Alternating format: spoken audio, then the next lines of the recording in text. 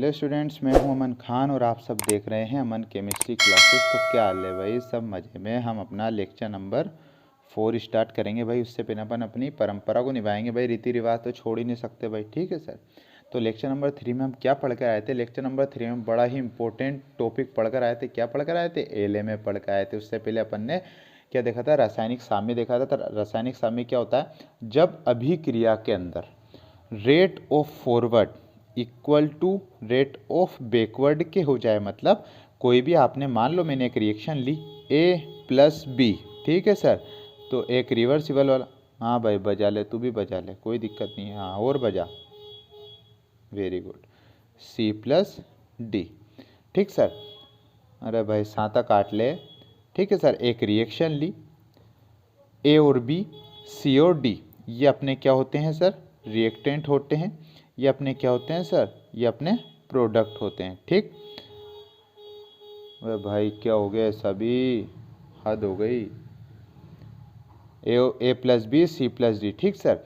जब अग्र दिशा में जाने वाली अभिक्रिया की गति, जिसे अपन रेट ऑफ फॉरवर्ड कहते हैं, पीछे दिशा में आने वाली की गति को अपन रेट ऑफ बैकवर्ड कहते हैं, कोई दिक्कत। अगर इन दोनों की गति एक समान हो जाए, मतलब जिस स्पीड से आगे बदल रही है उसी स्पीड से पीछे बदल रही है, तो उनकी स्पीड अगर बराबर हो जाए तो रेट ऑफ फॉरवर्ड बराबर रेट ऑफ बैकवर्ड कहलाएगी। उसे ही आप क्या कहते हो? एक ऐसा साम्य स्थापित होता है जिसे रासायनिक साम्य कहा जाता है। यही आपका रासायनिक साम्य का अपन ने फॉर्मूला निकाला था। अग्र दिशा में अभिक्रिया की गति बराबर हो जाए प्रतिप दिशा में अभिक्रिया की गति के। उसके बाद अपन ने बड़ा ही इंपॉर्टेंट 5 स्टार वाला एक नियम देखा, जिसे एलएमए कहते थे। लॉ ऑफ मास एक्शन होता था, गुल्बर एवं वागे का नियम होता था, द्रव्य अनुपाती क्रिया का नियम होता था। वो नियम अपन से क्या कहता था? इस नियम के अनुसार निश्चित ताप पर किसी भी उत्क्रमणीय अभिक्रिया की जो गति होगी वो उस अभिक्रिया में भाग लेने वाले क्रियाकारक पदार्थों के सक्रिय द्रव्यमान के गुणनफल के समानुपाती होती थी। हमने एक रिएक्शन लिखी थी सर। रिएक्शन क्या थी? N1A प्लस N2B आपको क्या दे रहे थे? M1C प्लस M2D, ये आपको दे रहे थे। यहाँ तक तो आपको कोई दिक्कत ही नहीं होगी। अपन ने रिएक्शन माना था कि एक रासायनिक अभिक्रिया कुछ ऐसी है, ठीक है सर। फिर हमने बताया था ABCOD क्या है? क्रियाकारक और क्रियाफल पदार्थ होते हैं। फिर हमने N1 N2 और M1 M2 क्या थे? क्रियाकारक पदार्थ और क्रियाफल पदार्थों के मोलों की संख्या थी। अपनी लैंग्वेज में बोले तो क्या थे सर? बच्चा बच्ची, ठीक है सर। फिर अपन ने इस पर क्या किया था? एलएमए लागू किया था। तो रेट ऑफ फॉरवर्ड किसके समानुपाती थी? आगे वाली दिशा में क्रियाकारक पदार्थ यही थे, इनके सक्रिय द्रव्यमान, ठीक है सर, के गुणनफल के समानुपाती थी। बच्चा बच्ची थे जो इनके माथे पर चल गए थे, ठीक है सर। इसी तरीके से रेट ऑफ ये निकाली थी। फिर अपन ने यहाँ पर समानुपाती का निशान हटा के K1 लगा दिया था। बाकी बचा हुआ N1 और B N2 कुछ ऐसा लिख दिया था। यही आपका एलएमए होता है, जिस तरीके से आप अभिक्रिया पर लागू करते हो। तो ये अपना कल का लेक्चर था। अब अपन लेक्चर नंबर 4 की ओर तरफ। लेक्चर नंबर 4 के अंदर नई हेडिंग आएगी अपने पास, सक्रिय द्रव्यमान, ठीक है। सक्रिय द्रव्यमान को भी अपन थोड़ा सा डिस्क्राइब कर लेते हैं भाई। इंग्लिश में बोलें तो एक्टिव मास, ठीक है सर, शॉर्ट फॉर्म AM, ठीक है सर। ये अपने आज की हेडिंग है, सक्रिय द्रव्यमान एक्टिव मास AM। क्या होता है? सबसे पहले इसकी डेफिनेशन लिखेंगे। लिखिए, क्रियाकारक पदार्थों की ग्राम अणु या मोल में वह संख्या जो इकाई आयतन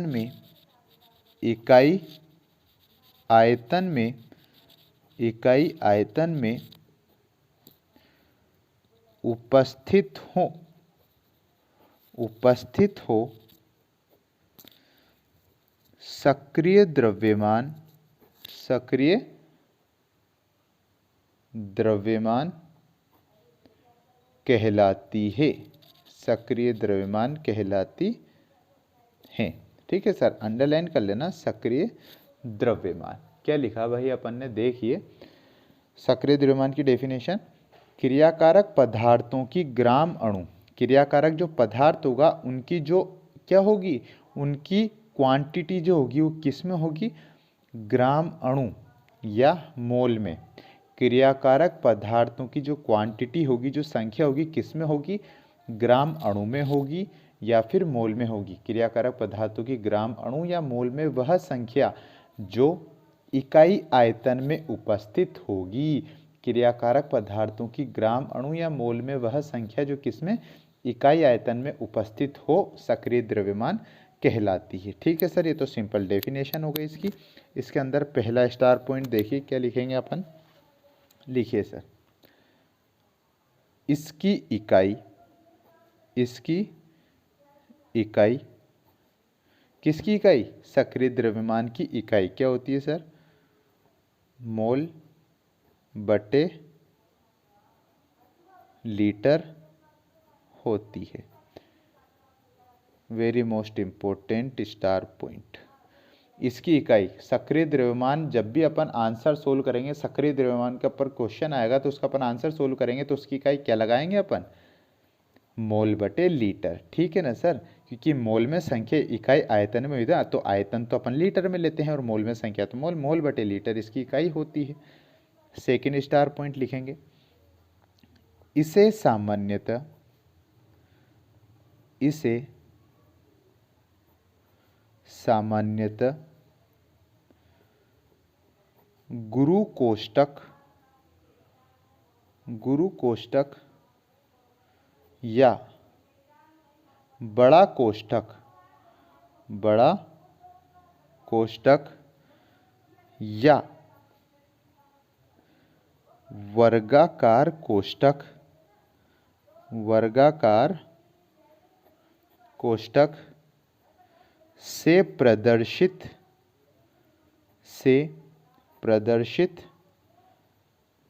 किया जाता है, से प्रदर्शित किया जाता है। क्या लिखा अपन ने, सेकंड स्टार पॉइंट, जो अपन सक्रिय द्रव्यमान बताते हैं ना सर, उसको आप या तो गुरु कोष्ठक, दूसरा नाम होता है बड़ा कोष्ठक, तीसरा नाम होता है वर्गाकार कोष्ठक। ठीक है सर, मैंने आपको बताया था जो अपना ये डब्बा रहता है ना सर, यही क्या कहलाता है, आपका सक्रिय द्रव्यमान कहलाता है। देखा था ना भाई, अभी अपन एल्यूमिनियम में पढ़कर आ चुके हैं।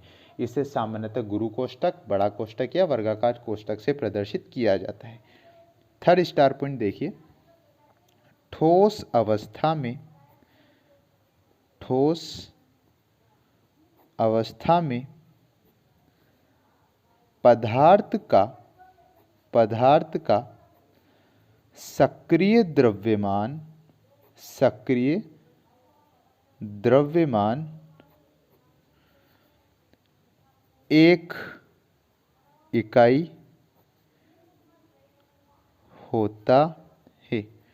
Very most important star point, direct question पूछे जाते हैं एक नंबर के ऊपर जो बच्चा नहीं दे पाता है। ठीक है सर, ठोस अवस्था, अगर किसी बड़े कोष्ठक के अंदर ऐसा कंपाउंड है जो कि ठोस अवस्था में, और एग्जामिनर आपसे डायरेक्ट पूछ ले कि इस कंपाउंड का, इस यौगिक का एक्टिव मास, इस यौगिक का सक्रिय द्रव्यमान क्या होगा, तो उसको बिना क्वेश्चन सोल्व करे आप बड़े ही प्यार से, बड़ी ही मोहब्बत से आंसर दे सकते हो, एक इकाई होता है। ठीक है सर, इतने छोटे क्वेश्चन में ही बच्चा गलती करता है, बड़े क्वेश्चनों पे अच्छे से ध्यान देता है, छोटे क्वेश्चनों को छोड़ देता है, तो इस वजह से गलती हो जाती है, नंबर कट जाते हैं, बेचैन हो जाता है। ठीक है सर, तो ठोस अवस्था में पदार्थ का सक्रिय द्रव्यमान हमेशा क्या होता है सर, एक इकाई होता है। कौन सी अवस्था में, ठोस अवस्था में। सर द्रव और गैस में क्या होगा, क्वेश्चन आएंगे जब देखेंगे। ठीक सर, ये अपना 3 स्टार पॉइंट होते हैं। अब बच्चों के मन में आ रहा होगा सर सक्रिय द्रव्यमान के आपने पूरा डिस्क्राइब कर दिया, इसका फॉर्मूला भी तो होता होगा कुछ ना कुछ, जिससे हम इसके क्वेश्चनों को सोल्व करेंगे। तो बेटा होता है ना कि फॉर्मूला क्यों नहीं होगा, हर क्वेश्चन को सोल्व करने का फॉर्मूला बना हुआ है भाई। तो देखिए भाई, देखिए इसका फॉर्मूला व्युत्पन्न करते हैं, सक्रिय द्रव्यमान इज इक्वल टू, ठीक है सर, सक्रिय द्रव्यमान का फॉर्मूला निकाल लें। डेफिनेशन क्या थी? क्रियाकारक पदार्थों की ग्राम अणु या मोल में संख्या, किस में? या तो मोल में मात्रा होगी या फिर ग्राम अणु में होगी, दोनों का मतलब एक ही होता है, ठीक है सर। मोलों में संख्या किसके अंदर? इकाई आयतन के अंदर उपस्थित हो, मतलब जो भी पदार्थ होगा, पदार्थ की मोल में मात्रा अपॉन, ठीक है सर। सक्रिय द्रव्यमान होता क्या है? पदार्थ की मोल में मात्रा किसके अंदर? इकाई आयतन में, और मतलब पदार्थ का आयतन, पदार्थ का आयतन किसके अंदर? आयतन तो अपन जानते हैं लीटर में ही लेते हैं, ठीक है सर। तो आपका सक्रिय द्रव्यमान का फॉर्मूला होता है, इससे अभी अपन और डिस्क्राइब करेंगे, तो ये फाइनल फॉर्मूला अपना नहीं है, इतना समझो। सक्रिय द्रव्यमान डेफिनेशन से लिया गया फॉर्मूला निकाला। सक्रिय द्रव्यमान क्या होता है? पदार्थ की मोल में मात्रा या ग्राम अणु, दोनों की बात एक ही है। उसमें क्या होता है? किसमें? इकाई आयतन में उपस्थित होती है, मतलब पदार्थ का आयतन होगा किसके अंदर? लीटर के अंदर। ये एक लाइन का फॉर्मूला, इसको अपन और आगे करें। आप सब जानते हो आयतन तो आपको क्वेश्चन के अंदर मिलेगा, सक्रिय द्रव्यमान आपको ज्ञात करना पड़ेगा। अब बच्चों के मन में गया, सर ये मोल क्या होते हैं, इस मोल को तो बताओ। आयतन जानते हैं अपन, एग्जामिनर खुद देता है, सक्रिय द्रव्यमान हमें निकालना है, और सर ये मोल कहाँ से आ गए? तो हमें मोल को भी सोल्व करना पड़ेगा। तो लिख लो भाई, इस चूंकि, अब मोल का मतलब होता क्या है? इसी 11th क्लास के चैप्टर नंबर 1 रासायनिक विज्ञान की मूलभूत अवधारणाओं के अंदर मोल के ऊपर पूरा चैप्टर आधारित है, वहाँ मैं पढ़ाकर आ चुका हूँ, लेकिन अपन यहाँ भी देखेंगे, डबल रिवीजन, ठीक है सर। आयतन क्लियर है, सक्रिय द्रव्यमान आपको निकालना है, पदार्थ की मोल में मात्रा। सर ये मोल होते क्या है? मोल का मतलब होता है पदार्थ की ग्राम में मात्रा, बोले तो वेट, ठीक सर, अपॉन अणुभार। आया क्या कुछ दिमाग में? आया क्या? पुरानी यादें ताजा हुई क्या? मोल का मतलब होता है जो पदार्थ आपको एग्जामिनर क्वेश्चन के अंदर दे रहा है, उस पदार्थ की ग्राम में मात्रा लिखोगे, जिसको अपन वेट बोलते हैं, उसका अणुभार लिखोगे। इन दोनों का मतलब क्या होता है? मोल का मतलब क्या होता है? पदार्थ की ग्राम में मात्रा अपॉन अणुभार। अब इस जो मोल का जो आपने फॉर्मूला लिखा है ना, इस फॉर्मूले को इसमें पुट कर दो। इस मोल वाले का मीनिंग, इस मोल वाले फॉर्मूले का मीनिंग ऊपर वाले सक्रिय द्रव्यमान के अंदर पुट कर दो भाई इसका मीनिंग। तो इसलिए फाइनल फॉर्मूला अपने पास आने वाला है। फाइनल तो क्या, एक दो स्टेप में आ जाएगा। सक्रिय द्रव्यमान को क्या बोलते हैं अपन? एक्टिव मास बोलते हैं। कोई दिक्कत तो नहीं है ना भाई? इंग्लिश में लिख दिया। पदार्थ की मोल में मात्रा, मोल का मतलब क्या है? पदार्थ की ग्राम में मात्रा, स्मॉल वेट। कोई दिक्कत है क्या? डब्ल्यू लिख रहा हूँ डायरेक्ट, ध्यान रखना भाई क्या लिखा मैंने। इस मोल की जगह, इस मोल की मात्रा की जगह में क्या लिख रहा हूँ? पदार्थ की ग्राम में मात्रा, वेट। इसको पुट कर दिया भाई मैंने यहाँ पर, कोई दिक्कत है क्या? अपॉन अणुभार, अपॉन अणुभार, ठीक है सर। इस पूरे का मतलब तो मैंने ये रहा, ठीक सर, ये रख दिया मैंने, इसकी जगह क्या रख दिया? वेट रख दिया, और अणुभार नीचे क्या आ गया? अपॉन में अणुभार। अब नीचे क्या? पदार्थ का आयतन लीटर में। तो पदार्थ का आयतन क्या होता है? आयतन मतलब वॉल्यूम, किसमें सर?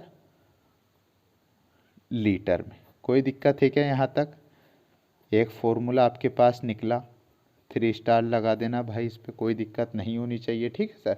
कुछ नहीं करा, मोल का जो मीनिंग था मतलब पदार्थ की ग्राम में मात्रा, वेट अपॉन अणुभार, ठीक है सर। तो मैंने क्या रख दिया इसमें? रख दिया पदार्थ की मोल में मात्रा क्या होती है? एक तो ग्राम में मात्रा होती है, वेट रख दिया इसके अंदर, नीचे अणुभार आ गया, और बचा हुआ पदार्थ का आयतन वी लीटर में, ठीक है। इसको शॉर्ट फॉर्म करके लिख दिया। अब फाइनल फॉर्मूला एक और दूसरी तरह का फॉर्मूला भी आता है इसका, देखिए क्या होता है। आप जानते हो भाई, लीटर में पूछेगा अगर एग्जामिनर अपन से क्वेश्चन, तो ये वाला फॉर्मूला लगा देंगे लीटर में पूछेगा तो। अगर एग्जामिनर ने पूछ दिया मिलीलीटर में दो भैया, किस में दो? लीटर में ना पूछकर उसने पूछा मिलीलीटर में इसका आंसर दो, तो क्या लिखते हो? बड़ी सिंपल सी बात है भाई, active mass equal to weight upon अणुभार इंटू वी।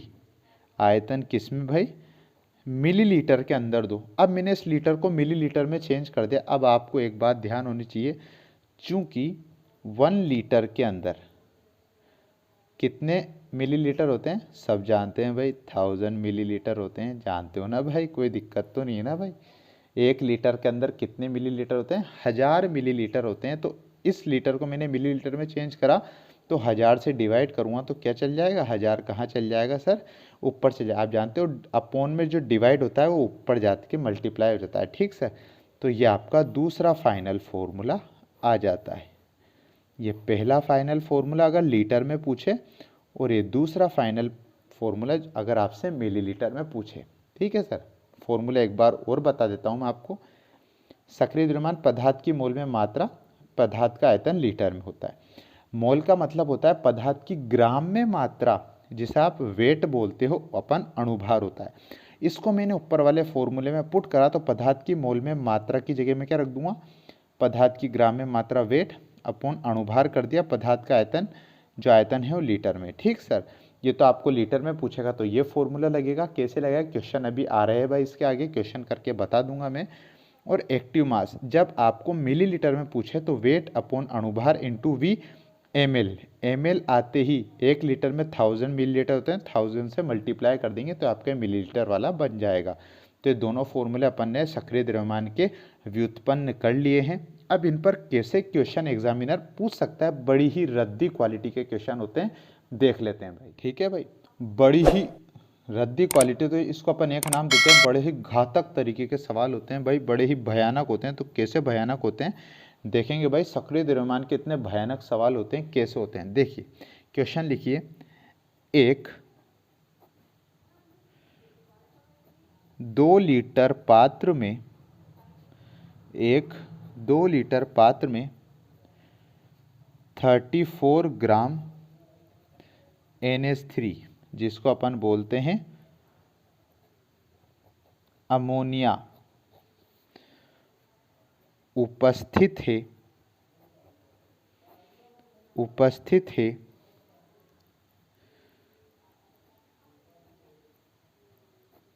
अमोनिया का सक्रिय द्रव्यमान, अमोनिया का सक्रिय द्रव्यमान ज्ञात कीजिए। देखा भाई कितना भयानक सवाल था। क्वेश्चन में एग्जामिनर ने अपन से बोला, एक 2 लीटर पात्र में, 2 लीटर, इसका मतलब वॉल्यूम आपको एग्जामिनर ने दे दिया, कोई दिक्कत, सबसे पहले पता लगा लो। एक 2 लीटर का पात्र है जिसमें 34 ग्राम अमोनिया पदार्थ का वेट भी आपको दे दिया, कोई दिक्कत है क्या भाई। अमोनिया उपस्थित है, अमोनिया का सक्रिय द्रव्यमान ज्ञात कीजिए। ये होते हैं भाई सवाल। कितना घातक सवाल है, कितना भयानक सवाल है। इसका सॉल्यूशन देखते हैं भाई, बड़े ध्यान से देखना, अगला क्वेश्चन आपको आसानी से आ जाना चाहिए। पूरा ध्यान लगा देना, पूरा कंसंट्रेट होकर सवाल को करेंगे भाई। सबसे पहले एक्टिव मास, सक्रिय द्रव्यमान पूछा है अपन से, सक्रिय द्रव्यमान का सबसे पहले फॉर्मूला लिखेंगे अपन। आपसे क्या पूछा है, लीटर के अंदर है तो अपन लीटर वाला फॉर्मूला लगा देंगे।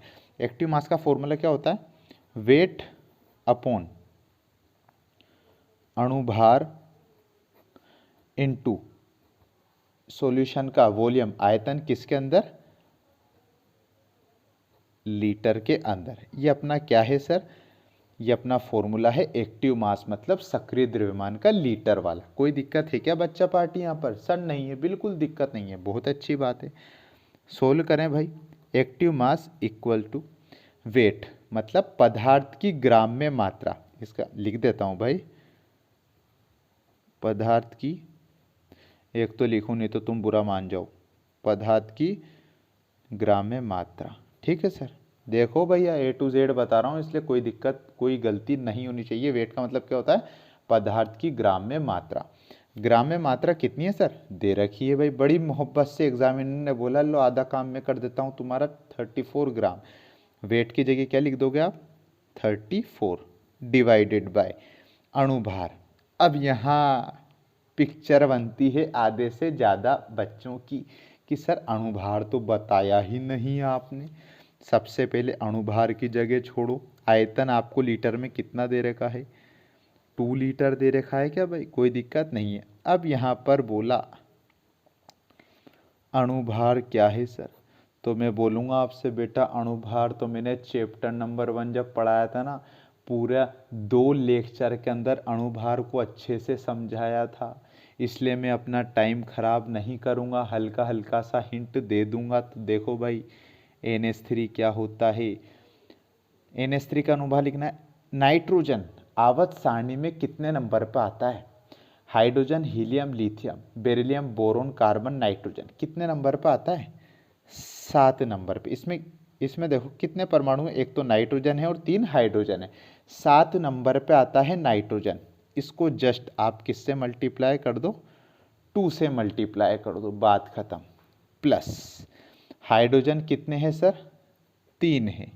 कोई दिक्कत है क्या, कोई दिक्कत है क्या, नहीं होनी चाहिए। नाइट्रोजन जितने नंबर पे आता है उसको 2 से मल्टीप्लाई कर दो, बीच में परमाणु चेंज होगा तो बीच में प्लस लगा देंगे। और हाइड्रोजन कितने हैं सर, 3, तो 3 उसमें 3 हाइड्रोजन आ जाएंगे। सोल्व कर लो भाई, 7 दूनी 14 और 3 17, ये अणुभार निकाले। अब किसी बच्चे के मन में सवाल आया कि सर आपने जैसे नाइट्रोजन को 2 से इंटू कराया, हाइड्रोजन को भी तो 3 से इंटू करते हैं, तो फिर मैं बोलूँगा बेटा कहीं ना कहीं अपवाद भी तो होते हैं। हाइड्रोजन तो बहुत आवारा तत्व होता है, हाइड्रोजन का सक्रिय द्रव्यमान क्या, हाइड्रोजन का अणुभार तो केवल जितना होते हैं ना भाई उतने परमाणु ऐड कर दिए जाते हैं, इसलिए कोई दिक्कत नहीं होनी चाहिए। अगर हाइड्रोजन के अलावा कुछ एक तत्व भी होते हैं जिनको 2 से इंटू नहीं करता, बाकी जिन तत्वों का अपन क्वेश्चन लेंगे उनका आपको अणुभार अवश्य पूरी तरीके से दिखा देंगे।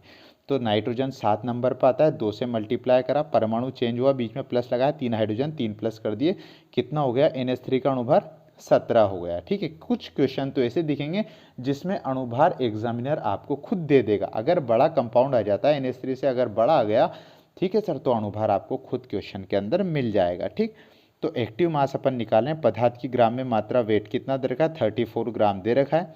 नीचे अणुभार अपन ने क्या निकाल लिया, 17 निकाल लिया और इंटू लगा दिया, आयतन लीटर में कितना दे रखा है, 2 लीटर दे रखा है। सोल्व कर लो ना भाई, active mass equal to 34 upon 7 two जा 17 टू जा होता है 34। ठीक है सर, ये इससे कैंसिल होंगे, तरीके से कहते तरीके से हो गया, कितना आ गया, 1 आ गया। अब इसकी इकाई लगाने की बारी आई। मैंने बताया था सक्रिय द्रव्यमान के अंदर एक स्टार पॉइंट को, 2 स्टार पॉइंट को 3 स्टार में लिखवाया था कि ये मोस्ट इंपॉर्टेंट स्टार पॉइंट है। पहला स्टार पॉइंट क्या था, सक्रिय द्रव्यमान की इकाई क्या होती है, मोल पर लीटर होती है। ये आपका आंसर आ जाता है। कोई दिक्कत है क्या सर, एक्टिव मास किसका, अमोनिया का क्या आ गया, 1 मोल पर लीटर आ जाता है। कोई दिक्कत नहीं होनी चाहिए भाई, बड़ा ही इजी सवाल था। सर एक और बता दो ना, अच्छा लगेगा, आपने जैसे लीटर का बताया ऐसे ही मिलीलीटर का और बता दो सर, मज़ा आ जाएगा। देख लो क्या करे, तुम्हें मज़ा आना चाहिए। क्वेश्चन नंबर 2,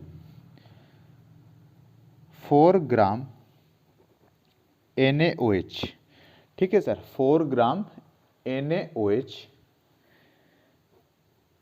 जिसका अणुभार एग्जामिनर ने बड़ी ही मोहब्बत के साथ आपको दे रखा है 40। क्या बोला था मैंने, 80% केस तो ऐसे रहते हैं जिसमें अणुभार आपको खुद मिलेगा भाई क्वेश्चन के अंदर, इसमें ज़्यादा रॉकेट साइंस लगाने की ज़रूरत नहीं है। 4 ग्राम NaOH जिसका अणुभार 40 है, 250 ml में उपस्थित है। NaOH का सक्रिय द्रव्यमान ज्ञात कीजिए। ठीक है सर, 4 ग्राम NaOH दे रखा है जिसका अणुभार 40 है, 250 ml सॉल्यूशन उपस्थित है, NaOH का सक्रिय द्रव्यमान ज्ञात करो। कर देंगे सर, कोई दिक्कत नहीं है, बड़ा ही इजी लग रहा है अब तो हमें। तो एक्टिव मास फॉर्मूला लगा दो सबसे पहले, वेट ml वाला कितना होता है, ये होता है भाई ml वाला फॉर्मूला, नीचे वही अणुभार इनटू आयतन किस में, ml वाला। ठीक है सर, ये अपन ने कौन सा फॉर्मूला लगा दिया, एक्टिव मास का मिलीलीटर वाला फॉर्मूला अपन ने यहाँ पर लगा दिया भाई। अब देखो आगे क्वेश्चन कैसे करेंगे। एक्टिव मास मतलब एक्टिव मास किसका बताना है, ऐसे भी लिख सकते हैं अपन, NaOH का। NaOH का एक्टिव मास पूछा है ना, तो एक्टिव मास NaOH का बताना है। वेट कितना दे रखा है आपको, 4 ग्राम दे रखा है, इसलिए वेट की जगह मैंने 4 रख दिया, 1000 से मल्टीप्लाई कर दिया, डिवाइडेड बाय अणुभार कितना दे रखा है भाई, 40 दे रखा है, मल्टीप्लाई आयतन कितना दे रखा है ml में, 250 ml दे रखा है भाई। यहाँ तक कोई दिक्कत तो नहीं है ना, तो अब बस इसको सोल्व कर लो भाई। अब बड़ी ही काटा पीसी आती है, तो मैंने एक जीरो से एक जीरो उड़ा दिया, कोई दिक्कत है क्या भाई, एक जीरो से एक जीरो कैंसिल आउट करा, 25 से 100 कटा 4 बार, कोई दिक्कत, 0 से 0 कैंसिल, 25 से 100 कटा 4 बार, 4 से 40 कटा 10 बार, कोई दिक्कत है क्या, यहाँ लिख देता हूँ भाई, ज़्यादा काटा पीसी हो जाएगी। क्या क्या बचा ऊपर, 4 बचा ऊपर, नीचे क्या बचा, 10 बचा ऊपर। तो एक्टिव मास किसका सर, NaOH का, क्या बचा अपने पास, 4/10 बचा। इसको मैं काट देता हूँ 2 से 2 बार, इसको मैं काट देता हूँ 2 से 5 बार, 2/5, 2/5। ठीक है सर, बस कट गया, इसके आगे कटेगा नहीं, तो इसका इकाई क्या लगा देंगे, मोल पर लीटर। आंसर ये होता है भाई। इतने भयानक तरीके के सवाल आते हैं, अगर ये भी नहीं करना है तो भाई भगवान भरोसे। ठीक है सर, भगवान भरोसे है तुम्हारा भविष्य। अगर तुम्हें ये करना नहीं आता है तो क्वेश्चन एक बार और देख लो, लीटर वाला बता दिया, ml वाला भी देख लो। ग्राम में मात्रा मिलेगी, अणुभार मिलेगा, ml में विलियन मिलेगा। सक्रिय द्रव्यमान का formula weight into 1000 divided by अणुभार इंटू V ml में। वेट आपको 4 ग्राम दे रखा है, 1000 वैसा का वैसा, अणुभार आपको दे रखा है 40। ठीक है सर, ml में सॉल्यूशन का विलियन दे रखा है आपको 250। 0 से 0 कैंसिल कर दिया, 25 से 100 गया 4 बार, 4 से 40 गया 10 बार, 4/10 बचा, 2 से 4 गया 2 बार, 2 से 10 गया 5 बार, 2/5 मोल पर लीटर। इसका आंसर अपन ने निकाल लिया। तो बड़ी ही खुशी से आपको बताने वाला हूँ कि अपना आज का लेक्चर होता है समाप्त। आई होप कि आपको वीडियो अच्छी लगी हो। अगर वीडियो अच्छी लगी हो तो लाइक करें, शेयर करें, और उसको प्रॉब्लम आ जाती हो तो कमेंट कर दिया करो भाई, शर्माया मत करा करो। हमारे चैनल को सब्सक्राइब कर देना, बेल आइकन को प्रेस कर देना, जिससे हमारे आने वाली वीडियो की नोटिफिकेशन आप तक आसानी से आ सके।